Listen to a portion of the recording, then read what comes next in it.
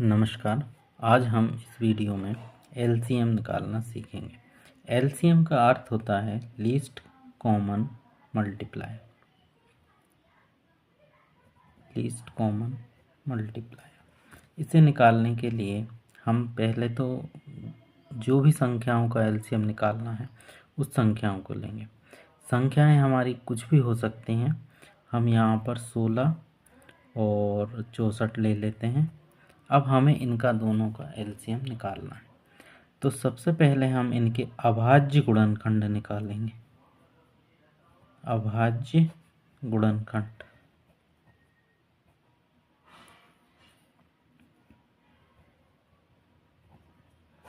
अभाज्य गुणनखंड से मतलब है ऐसे गुणनखंड जो कि एक दूसरे में कॉमन ना हो। एक बार अपन फिर से देख लेंगे। सबसे पहले मैं 16 के गुणनखंड निकालता हूँ। तो 16 जैसे कि लास्ट में 6 है। जिस भी संख्या के लास्ट में 2, 4, 6, 8 और 0 होती है वह संख्या 2 से विभाजित होती है। तो हम इसे 2 से विभाजित कर सकते हैं। 8 आ जाएगा।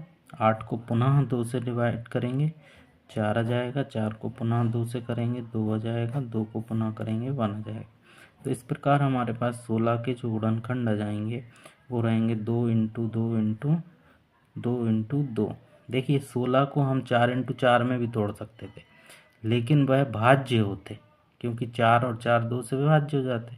अब ये 2 और 2 में टूटा है, मतलब ये दोनों किसी भी संख्या से विभाजित नहीं होंगे, इसीलिए हम इन्हें अभाज्य गुणनखंड कहते हैं।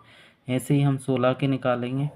तो 16 के जब हम निकालेंगे तो हमारे पास आ जाएगा, लास्ट में 4 है तो 2 से जाएगा 32, फिर 2 से 16, फिर पुनः 2 से और 8, पुनः 2 से 4 और फिर से 2 से 2 और फिर 2 से 2 और 2 एकम 2। फिर 64 के हमारे पास आ जाएंगे 2, 4, 1, 2, 3, 4, 5, 6, 3, 4, 5, 6।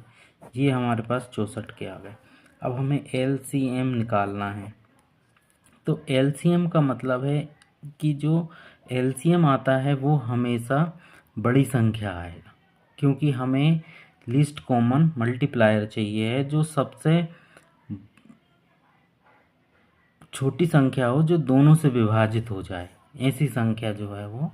तो अगर कोई संख्या 64 से विभाजित होगी तो वो 64 से छोटी तो नहीं होगी, है ना। इसीलिए तो वैसे भी हम देख लेते हैं, और ऐसे जब हम देखेंगे तो सब जोड़ों में से एक एक दो ले लेंगे, और जहाँ नहीं है उनको भी लेना है। तो एलसीएम हमारे पास आ जाएगा 2 इंटू 2, 2 इन दोनों में से लिए, 2 इन दोनों में से लिए, दोनों में से लिए, 2 इन दोनों में से, और 2 ये बचे वाले भी लेना पड़ेंगे अपन को, है ना, क्योंकि नहीं तो छोटी संख्या हो जाएगी। 2 दूनी 4, 8 दूनी 16, 16 दूनी 32 और 32 दूनी 64। तो इस प्रकार हमारे पास 64 आंसर आ गया।